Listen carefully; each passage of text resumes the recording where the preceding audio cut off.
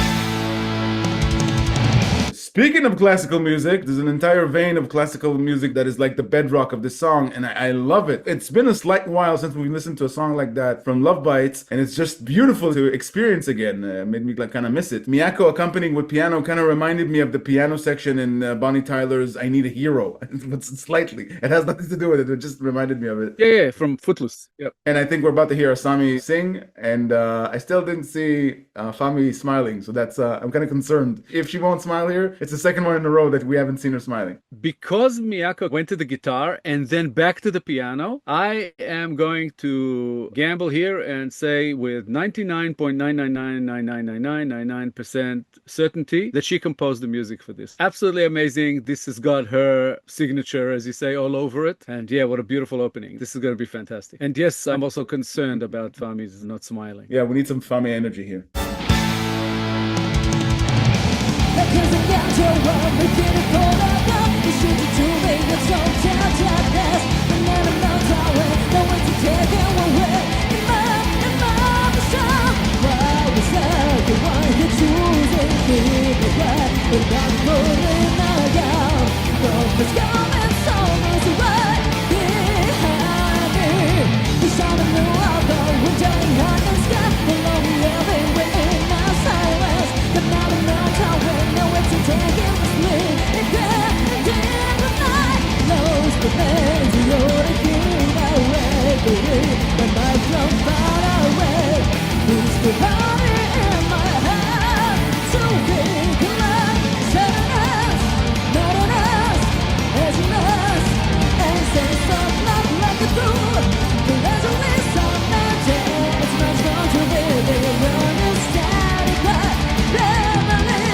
it's a fast-paced slap to the face. I was expecting a ballad because of the title, Dystopia Symphony, but it's not a ballad. It's a Love Bites signature speed metal and fast tempo and pace. I love everything about it. I love the girls' stance on the stage and Haruna in the back bringing the thunder. Really cool. The way the guitars are playing here and the way Haruna's drums are going in the background just make me feel like I'm on a horse galloping away for some reason. It's just such a ride, and it doesn't stop so far. It's just ongoing. Beautiful.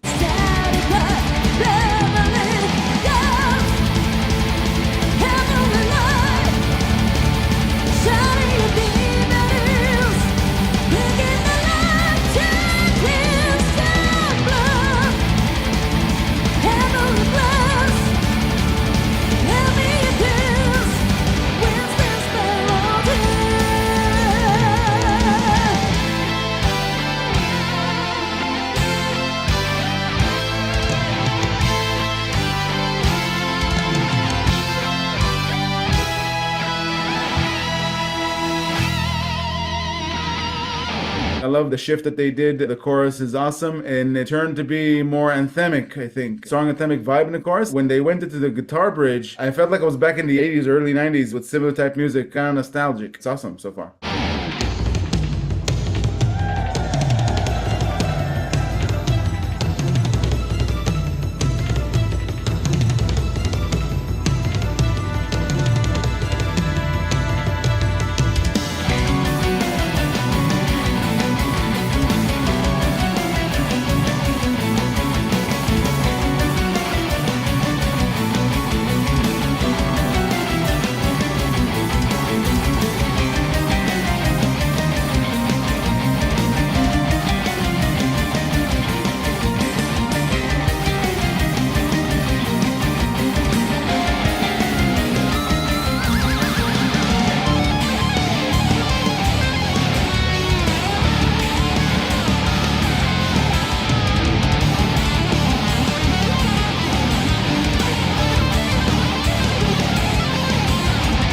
Now they're turning into something trance-inducing. It's like we always see them hyper-focused, but in here they're like hyper-focused. We're taking on this quest of something almost psychedelic by them. Yeah, Fami, now we know why she's not smiling. It wouldn't fit this song. And like I said, they're all hyper-focused. What happened here, it's like they moved from, what did you call it, anthemic. It's now like an opus. It's shifting everywhere. It's all kinds of beautiful stuff. I love this section when the drums started kicking in. I've always had a soft spot for Haruna, and she's doing it to me again. That was awesome. And the guitars, the bass, just absolutely fantastic. I'm 100% sure now that this was composed by Miyako. Beautiful.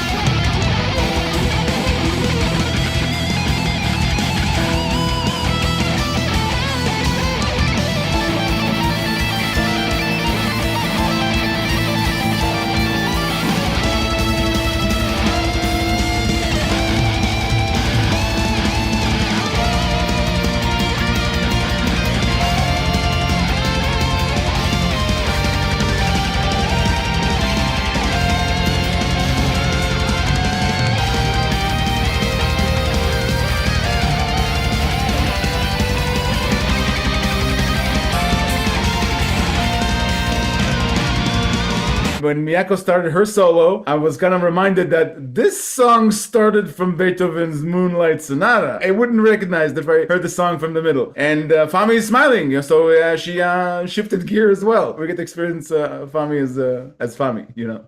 Yeah, absolutely beautiful. I love this. It's shifting again. Now it's a little bit faster paced, maybe a little slightly happier, but it's still got that serious mood to it. Love it.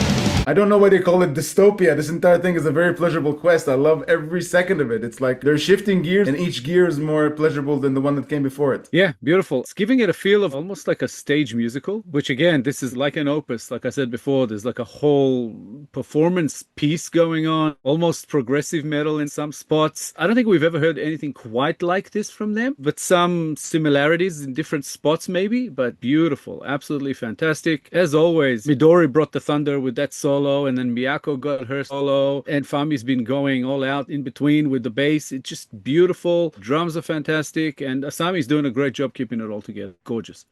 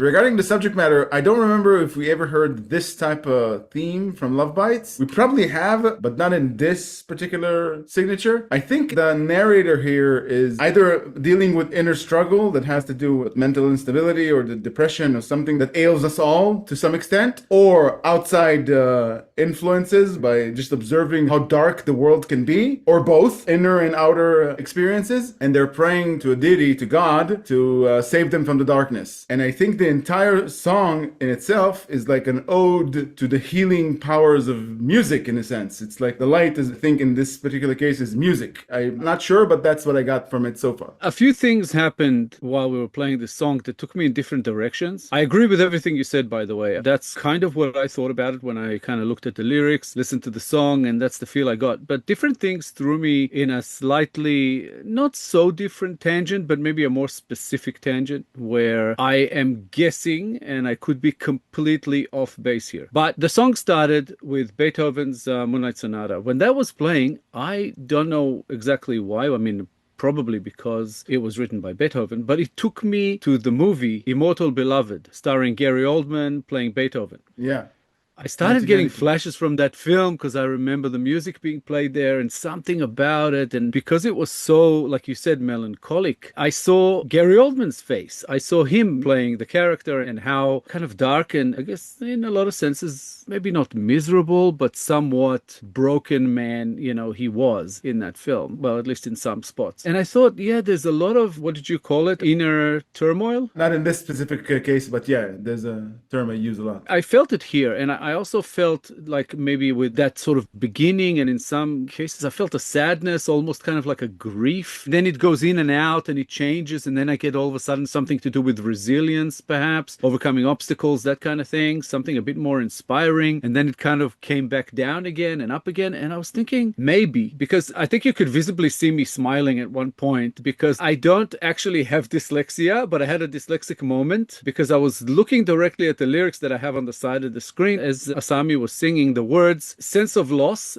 and I read loss of senses, and that actually triggered my brain going in loss of senses. Beethoven, he was losing his hearing. I thought that maybe all of this description, all the turmoil, all the losing who you are and everything and looking up for God and asking for help, maybe this song is actually based or dedicated or inspired by Beethoven's life. And I thought maybe, you know, that's how it connects to that intro. And I was trying to look through the lyrics then and trying to work it out, and I saw that line where she says, why was I the one one he chosen. And I thought that is perfect for Beethoven asking God, why did you choose me if you're going to make me deaf? I'm a music composer. That's where it took me, and it made the song even more beautiful to me. I have no idea if this is what they intended, but I could be way off. But I don't know. That's kind of where it took me by these things that happened as we were listening to the song. Again, could be just a wild theory, but I thought it was an interesting one, and I kind of like it. It makes sense, but even if it's not related to that, just the fact that they introduced the song with Beethoven's Moonlight Sonata, and the fact that Beethoven's history is very well known and his music will forever be perpetuated. There are no musical virtuoso or people who practice music professionally in the world that don't know Beethoven and his work. And there are many others,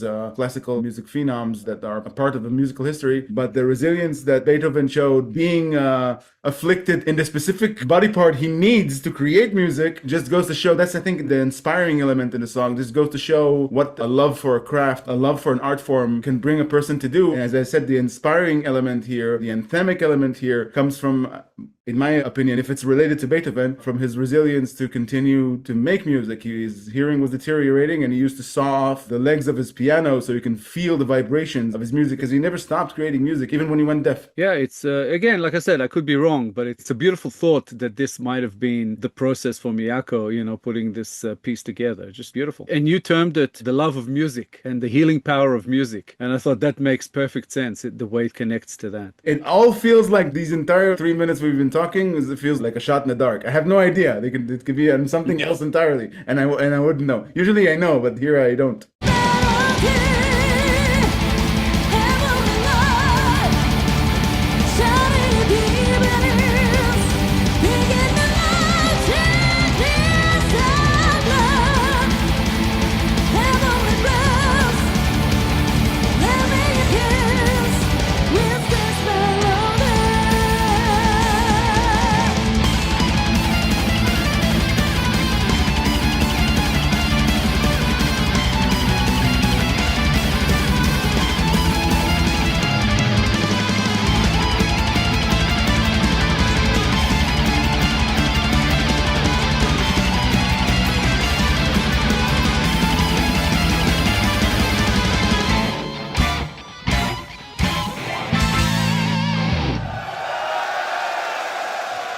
Beautiful. I think it was only right for Miyako and Midori to seal the song with their amazing prowess, to show that, at least in my mind, the classical foundation of every musician is like mandatory to be able to perform the way they do, because all the virtuoso elements are embedded in those times. And it's very pleasurable in a sense of respect to the shoulders of giants as music progressed from those years, to see that kind of respect. And when she started it with the Moonlight Sonata, and then they ended with guitar solos. Yeah, and there's a lot of similarity actually between metal music and classical music. That's kind of where the roots of metal are. Yeah. And I like it when metal bands, metal artists bring back or sort of shout out to classical music, show their love for it. And, LOVEBITES are not the first to do that. We've seen that many times before. And it's just really cool every time. And I love how they do that. And that was beautiful, beautiful piece. LOVEBITES are talented beyond. I always say they are legends in the making, if not already. Fantastic. That was absolutely beautiful. Yeah, indeed. The set of tools and technological disadvantage just brought forth the musicians of those times to create the foundation for the music we listen to now with natural sound. Everything you've heard that is classical, that you hold dear and with the highest sense of respect, comes from actual vibration of an actual instrument that has nothing to do with electronics or sampling or everything you have today. Everything is considered popular music, and it's a point of respect in my eyes. They had to do everything from scratch. If you enjoyed this episode, guys, please be sure to like, subscribe, comment, and click the little bell icon so you get notified on all our future videos. Thank you all for sticking with us. Thank you all for your time. As always, our LOVEBITES reactions playlist should be up on the screen sometime about now. Give it a click and check them out. There's a ton of stuff there. An amazing band. We're sure you're going to love it. Thank you so much for all the support you're throwing our way. We appreciate you. We'll be back in a couple of days with a new episode, and we hope to see you all then. Thanks a lot, guys. Bye for now. Bye, guys.